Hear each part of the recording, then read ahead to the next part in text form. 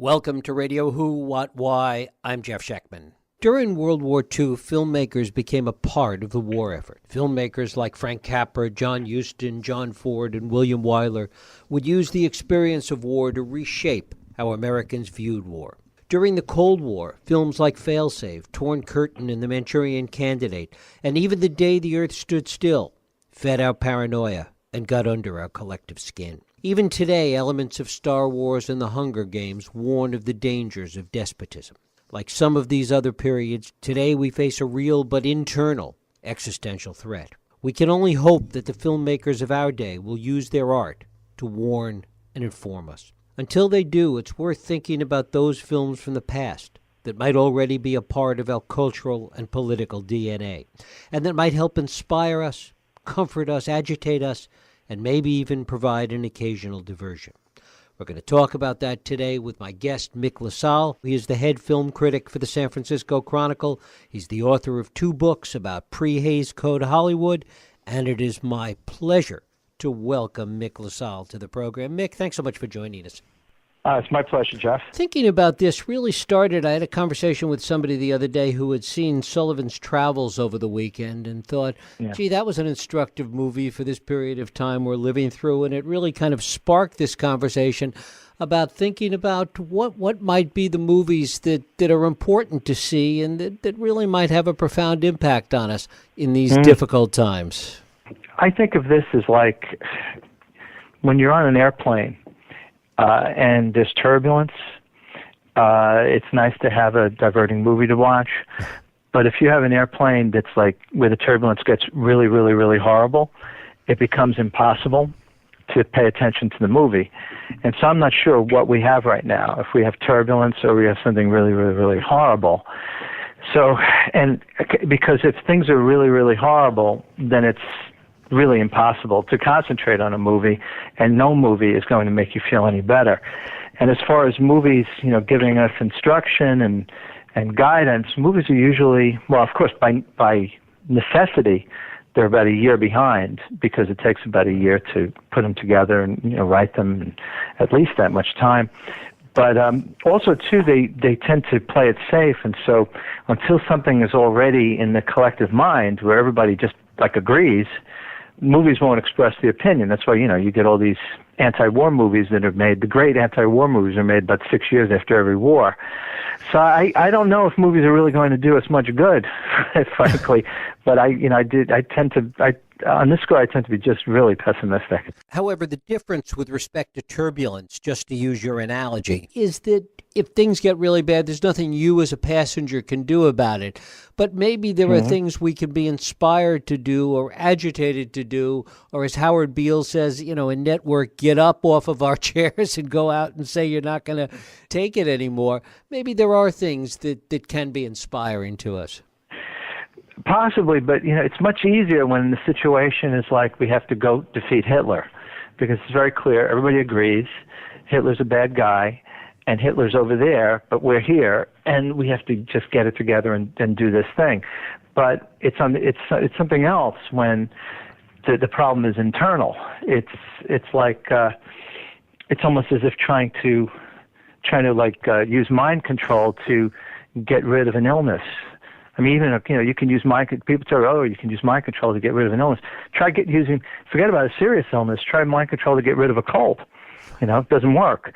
And so, I don't know. I mean, everybody, the whole country could be united and inspired, but the people who actually control the country are the people who control the government, who actually control the military, who control the weapons, and everybody could be walking around with an incredibly inspired feeling. The only thing that can change is popular opinion, and maybe in that way, movies can have some use. But even then, things are much different than the movies of the 40s in that, like TV news and like everything else, movies play to specialized markets. And whereas in 1942 from 1943, you could say that literally everybody was watching the same movie. Mm-hmm. In this case, you can make the greatest documentary in the world that proves really, really important things, and basically the only people who will go to see it are people who want to believe the contents of that documentary. And so nobody will see anything other. Nobody else, the people who need to see it, won't see it. So, yeah, I'm just not very optimistic about the uses of anything other than, votes. I don't really have much belief in the power of art. I believe in the power of art to move, but I don't believe in the power of art to have an actual tangible effect in the world. I wish I did, but I just don't. Is there a value in movies and in art in being instructive, at the least in understanding how we got here? I mean, a la Face in the Crowd, or maybe better examples than that, and understanding how we could get to where we are. Well, yeah, except that we already know how we got here. I mean, we already know what happened, and we know how it happened. It happened because of very specific things, and it happened because of a certain mindset in the country. And we can understand it all we like. Doesn't change it. It doesn't change it. So, yeah, I mean, like a movie like Face in the Crowd. I mean, Face in the Crowd is actually, in a way, it's optimistic, because in Face in the Crowd, you have a guy who's actually quite talented. Andy Griffith in that movie is wonderful in that movie. If you haven't seen Face in the Crowd, forget about its instructive capacities. I mean, just watch it. It's a wonderful movie. It's a great movie. And it's amazing. Andy Griffith, if you've never seen it, people hear Andy Griffith, they think of the Andy Griffith Show. This movie just shows what Andy Griffith, the direction he could have gone, and he plays a total villain.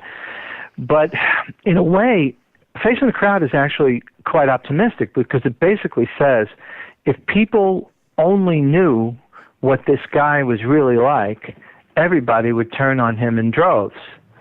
Well, we sort of found that out, that I assume you're making an analogy between Donald Trump and Andy Griffith in that movie. Well, we found out what people do when they find out what the guy is really like, because we have the Access Hollywood tape. What they do is they still vote for him. And what they do is they forget about it. They forget about it a month later. I mean, really, it was like a month. So, it's just basically the only way things change is for popular opinion to change.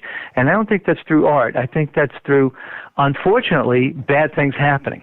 It's not going to come from art. I may be a film critic, but I don't have illusions about the importance of either what I do or even the importance of what it is. I mean, we could all sit around, watching Saturday Night Live and laughing and feeling like that gives us some kind of comfort. But in the end, that's not going to really do anything. It's going to be other things. It's going to be popular opinion, bad things happening, and changing popular opinion. It's going to be very hard. It's going to be really hard. I'm not looking forward to it. What have you seen in terms of somebody that sees so many movies and sees the changes taking place, the way in which art and movies specifically have really reflected this bifurcation, this divisiveness, this segmentation that you were talking about earlier?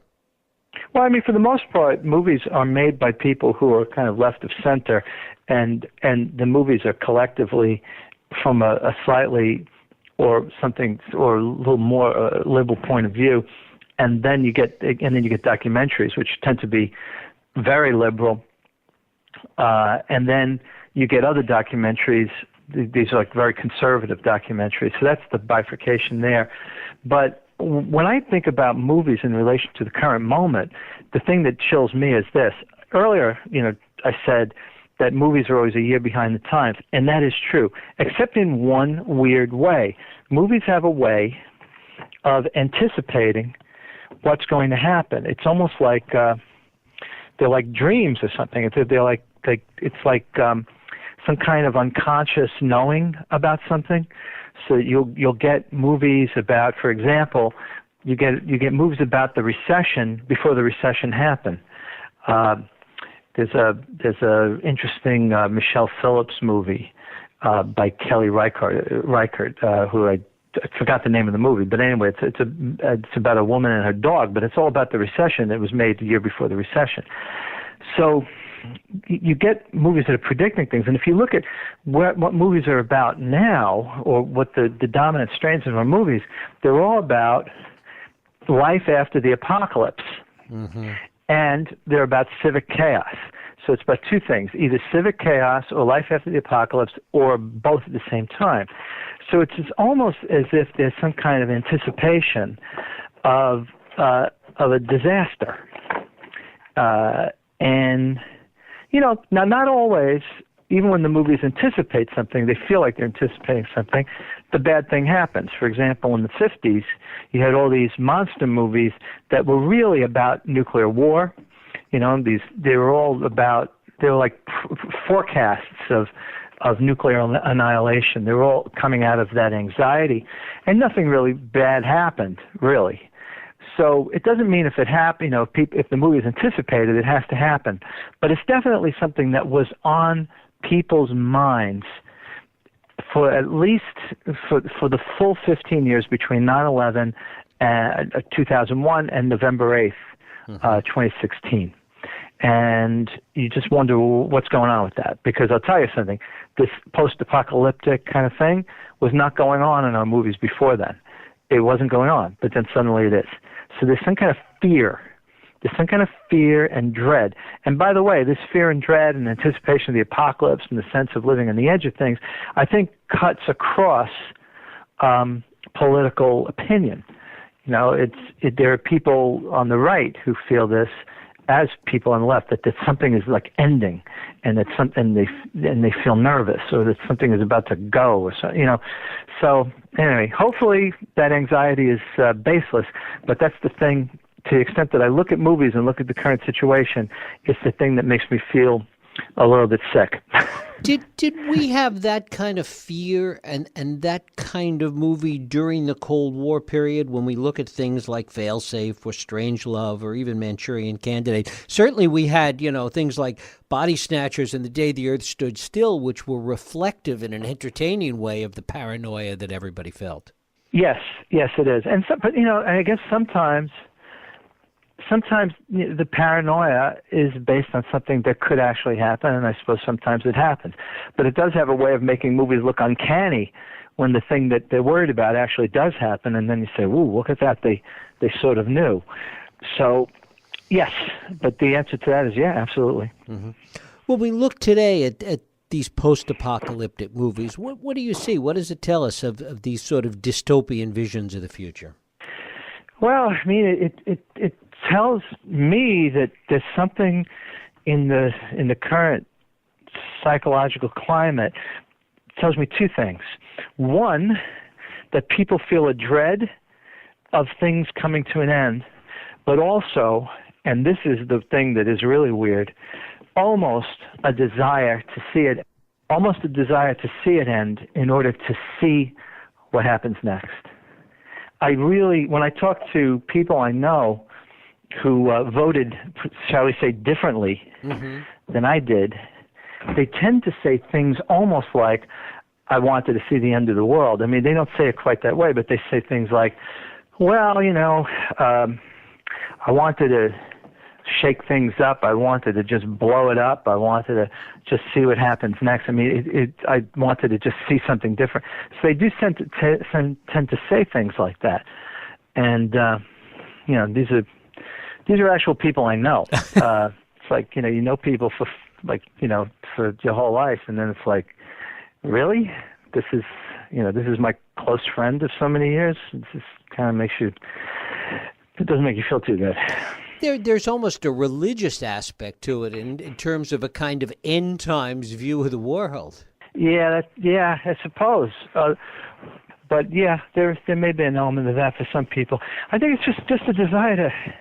There's like a weird sense of anxiety. Look, there's something weird going on in our films when you think about every summer, okay? And this is before anybody thought that we were going to have an election that turned out like this one. Every summer, we just see a succession of very peculiar films that are so ubiquitous that we don't even see them as weird.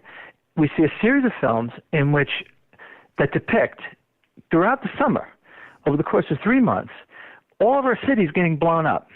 All of our cities getting destroyed by monsters, the space aliens, one after another. The Golden Gate Bridge usually blows up like 2 or 3 times in the course of the summer. New York is always destroyed. This is what we do. And I just wonder, imagine what we would think, let's say, of the French if all their movies were about the Eiffel Tower blowing up, if every Italian movie that came out for 3 months had the Colosseum blowing up. We'd start thinking, these people are mentally ill. There's something wrong with these people. These people are not only showing us an anxiety, but they're showing us a desire. There's something here that's weird. And we don't see it because it's us, but this. I look at this, I look at that, and then I look at, the current trends in American life, and I say, maybe we're seeing the same thing. Maybe these are similar. If you look at movies that came out in the summer 10 years ago, 15 years ago, was it appreciably different? Do you have a sense of that? Well, I'd say go back 20 years ago, and I'd say, yeah, it's appreciably different. I mean, you'd get an occasional movie like Independence Day where things are happening, but it wasn't like every movie. I mean, I'm serious here. You if we go through a list, it's cities getting destroyed, and this is partly not only a neurotic sense of neurotic anticipation and desire, although I think we are seeing that. But it's also a kind of reaction to 9/11, which was a profound national trauma. And we saw, 2 big landmarks in New York, or you'd count them as one, just completely get almost vaporized, as they were in a science fiction movie. And, that has an effect, and that has a way of penetrating the imagination. But if you go before that, yeah, you don't just see it, but you do see it, but you don't see it like the way we see it now. And to the extent that it's almost, and the thing is, it's weird. It's like, it's no longer to create a sense of fear. It's almost to create a sense of excitement, or it's spectacle. It's not to create horror. It's to create excitement or an anticipation. I don't know. I mean, I'm not a psychologist, but I look at it and I do the reverse on it, and I imagine that if other cultures were sending us this kind of product, I'd start wondering about the sanity of these people. You mentioned Italy before. I mean, it's a little like Roman circuses. It's a little like what went on in the Colosseum before the fall of the Roman Empire. Wow, yeah, that's interesting. Well, yeah, but it's going to get worse. I mean, if as the Romans left the Republican era and went into the Empire era, the spectacle got more and more intense. So, yeah, it's hope. So by that analogy, I hope movies don't get worse in the next few years. Well, we'll keep watching. Mick LaSalle, I thank you so much for giving us your thoughts and insights and chatting with us today. Yeah, I'm glad to cheer everybody up. I'm like the Paul Krugman of film criticism. I read that guy. I want to hang myself every morning. So I'm glad to be such a upbeat guy. It doesn't bode well for romantic comedies, I think. No. Mick LaSalle, thank you so much for spending time with us. Thank you. Thank you for listening and joining us here on Radio Who, What, Why. I hope you join us next week for another Radio Who, What, Why podcast. I'm Jeff Schechtman. If you like this podcast, please feel free to share and help others find it by rating and reviewing it on iTunes. You can also support this podcast and all the work we do by going to whowhatwhy.org/donate.